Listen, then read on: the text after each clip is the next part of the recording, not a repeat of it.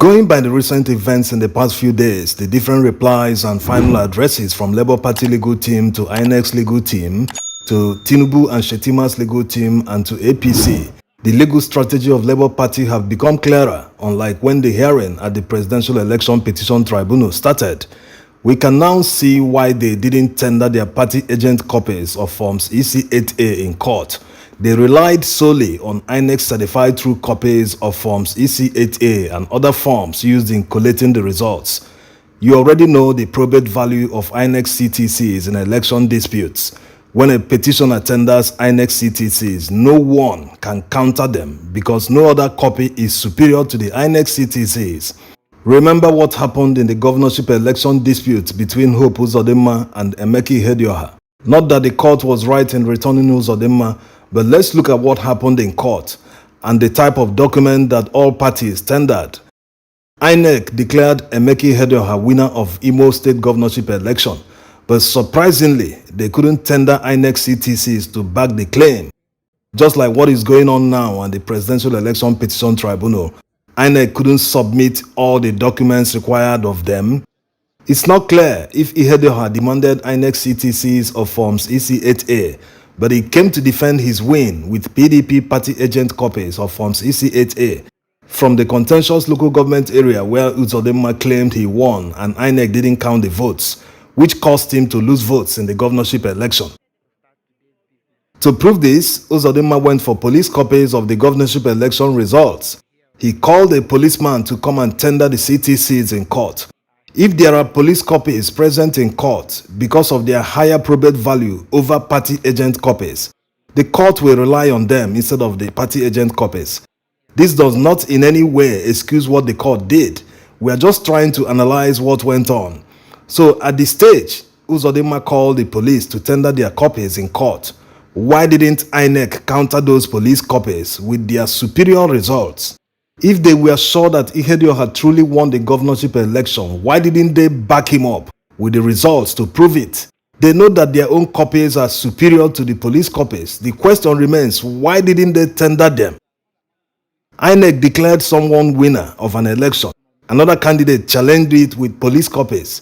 And worryingly, figures contained in these police copies were different from the party agent copies tendered by Ihedioha. INEC stood by. They didn't say no. These police copies are fraudulent. Whatever they did, the most important thing is that they should have tendered their own copies to counter whatever was going on. But they failed to do that.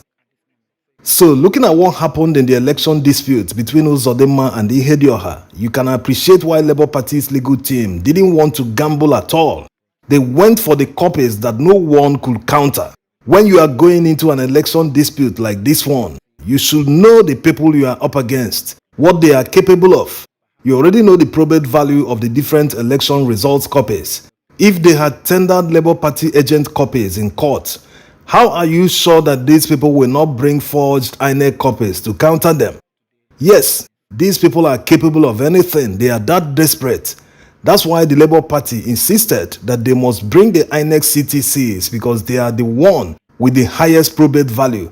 It can't be countered by anyone, and once the evidence is not countered, it's already an advantage to the person that tendered it. Because the court will always work with evidence that is before them. You don't come to court like the respondents did, all talk, no documents to back it up, and you expect the court to swallow everything hook, line, and sinker. It doesn't work that way. So their strategy is the right approach. If you followed all the episodes, especially the testimony of the mathematician that computed the results for them, he told the court that because of the urgency, he could only finish Rivers and Benue states, which of course Labour Party won according to the INEC CTCs.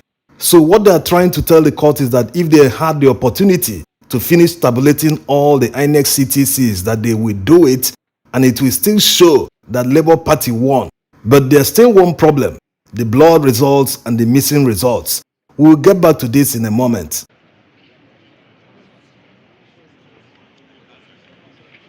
If there are missing and blood results, how then did Labour Party know that they won the election? It's simple. They computed the results using their own copies. Every political party did that during the presidential election. If INEC didn't block the upload of presidential election results that Labour Party collated in their situation room would have mostly been reflected on IREV. Not just Labour Party, all political parties, their situation room results would have mostly reflected on the IREV.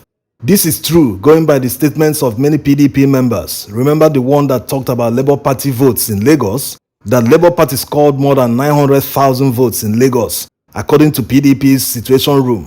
There's another one that talked about Labour Party votes in Plateau State, that the results announced by INEC didn't reflect what they collated in their situation room.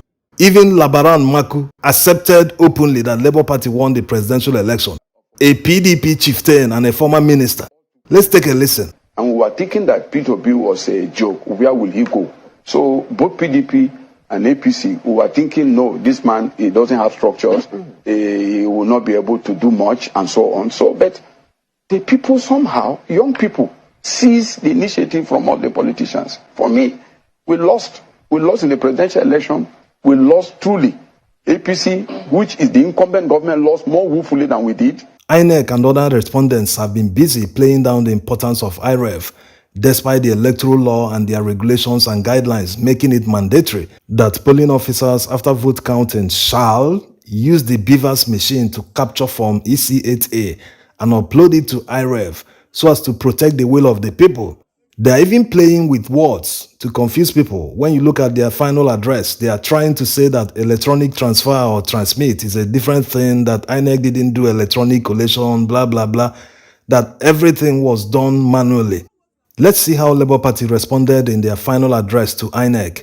They cited Section 60, subsection 5 of the Electoral Act, which says, "The presiding officer shall transfer the results, including total number of accredited voters, and the results of the ballot in a manner as prescribed by the Commission." So this is the law that authorizes INEC to use beavers machines and to upload everything to IREV. Yes, the manner as prescribed by the Commission can be found in the INEC manual, guidelines and regulations, where they explicitly mention the process. They even call their names, beavers and IREV. This manual is actually what they use to train their staff.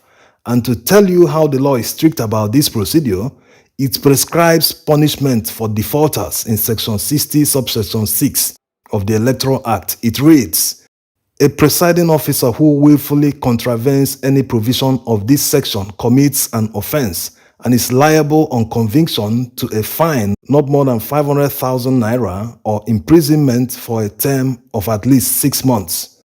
So in their final address to INEC, Labour Party legal team tried to correct their playing around with words. That transmit or transfer is a technical term which refers to transfer of digital files. As a matter of fact, the word transfer comes from the ICT protocol called File Transfer Protocol. In simple terms, when a polling officer takes a photo of form EC8A with the beavers machine, the form is now in digital format stored in the beavers machine. The polling officer will now transfer the digital form EC8A to a server, which is the IREV. So this is the procedure. It's covered in the Electoral Act. It's well spelled out with their names in the INEC manual and regulation. Like already said, the National Assembly are not expected to mention beavers or IREV in the Electoral Act when they made the amendment. These are things that can change in the future. That's why they are mentioned in the secondary laws that derive their powers from the Electoral Act. The respondents trying to downplay all these only ends up exposing them more. This will also answer the question that many have asked, whether IREV and beavers are mentioned in the Electoral Act. They don't need to be mentioned at all. Now, let's get back to the missing and blood results. Labour Party have asked the court to take the blood copies as the real copies of the results, because none of the respondents challenged or countered them with any other superior evidence. Mind you, they were certified by INEC, who claimed to have used hard copies to collate the results. But surprisingly, they didn't replace the blood copies with the hard copies before delivering the results to Labour Party. So following what happened in Uzodinma versus Ihedioha, in the absence of a superior evidence, in the absence of form EC8A that has a higher probate value, the court must rely on the evidence before them. So what will happen next? Since they can't decipher the scores on the blood copies, And going by the research that Labour Party made, more than 2.5 million people were accredited and voted in these polling units behind the blurred results. Based on this alone, it's obvious the result can't stand because of one rule. This number is higher than the margin between Tinubu and Atiku, and also between Atiku and Peter Obi. That's going by the official INEC allocation. What does the rule say in this situation? The rule says that the results must be accounted for before a winner can be determined because they are higher than the margin of lead. The current INEC chairman did that in some states recently in the past election. Adamawa State governorship election was declared inconclusive because of this kind of scenario. So what will happen in this situation since the Presidential Election Petition Tribunal judges don't have the power to declare the election inconclusive? Before we answer this question, let's see other votes that are still missing. Yes, the margin is actually higher than 2.5 million votes. According to the research and analysis conducted by Labour Party, more than 39,000 polling unit results are inaccessible on iRev. In these polling units, about 5.5 million people were accredited and they voted on election day. So when you add these 5.5 million to 2.5, the unaccounted votes nearly triples. So more than 8 million votes are missing and INEC declared a winner. With this evidence before the judges, it can only lead to one outcome. And they have the power to do it. That outcome is invalidation and outright cancellation of the presidential election.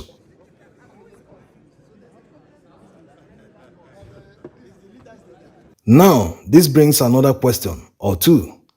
Is cancellation the ultimate goal of Labour Party? Are they no longer interested in proving they won? Well, cancellation is actually one of the reliefs being sought by the Labour Party, and in trying hard to prove that the election should be cancelled, as can be seen in all the missing results, non-upload of the presidential election results at the polling units, it's obvious that the non-compliance was substantial and it ended up affecting the outcome of the elections substantially. This is very clear. When INEC can't account for more than 8 million votes, it's a substantial number that can change the outcome of the election. Take for instance, if Peter Obi or Atiku were to receive 40% of the votes out of the 8 million, the result will definitely be different. Talk more if majority of the 8 million votes came from where one candidate is very popular. Yes, Labour Party did all the analysis themselves. They have the information, assuming they were hit hard by the hidden votes. Even going by the votes that are blurred, they were still able to prove that they won Rivers and Benue states. That's the ones that could be seen, not just the blood copies. So it's possible that INEC hid their votes and Labour Party didn't tender their own copies for fear of being countered with superior forged results. So on the one hand, they proved substantial non-compliance with a penalty of cancellation of the election. Now, if the election is cancelled, they can no longer benefit. And without disqualifying Tinubu, there's no guarantee that all the actors in the past presidential election won't repeat the same thing in the rerun election. Rerun is quite different from a runoff. Rerun is a result of cancellation. That means all candidates will participate again, all the 18 candidates that contested, they will all contest again in a fresh election. A runoff is when there is no clear winner, then a second election is conducted between two candidates alone to determine a winner. So basically, proving substantial non-compliance by INEC cancels out the other reliefs being sought by Labour Party. That is to declare Peter Obi the winner of the presidential election. Yes, it raises one question. Can someone benefit from a flawed process? Never mind that it affected Labour Party the most. But if the non-compliance affected the outcome, how can they prove that the non-compliance still made another person the winner? It's very, very complicated. If one of the reliefs Labour Party is seeking from the court cancels another relief, then it kind of renders that relief redundant. There's one term for it in law. In their wisdom, this is the right approach to take, considering the fact that since the Fourth Republic, no presidential election has ever been cancelled by the court. It will take massive evidence like they've provided for the court to cancel the election. It's not the outcome many are hoping for because of many reasons already mentioned and the cost implications. The only ground that cancellation of the election might be well received by many people is if the major actors in the past election won't be the ones in charge of the new election. The court, political parties, and even National Assembly must do something about it in the event of a cancellation. The court must also contribute by starting from disqualification of the main beneficiary. It's not fiction. Tinubu is facing many credible grounds for disqualification. He cannot survive all of them. It will take a rewriting of the laws by the judges to save him, which of course they can't do. It's not within their powers. And for those asking why Mahmood Yakubu is still walking free despite all that happened, going by this statement by Sam Amadi, it seems some people are taking action already. Although this kind of legal proceeding can only be brought to court by the Attorney General through the police or any other agency, because it is the state that can prosecute him, not a private citizen. In conclusion, all eyes still remain on the judiciary. After their final addresses and the replies by all parties, the next step is for their addresses to be adopted. After that, the court will communicate the date that the judgment will be delivered. After the judgment is delivered, the losing party can appeal to the Supreme Court. Thanks for watching.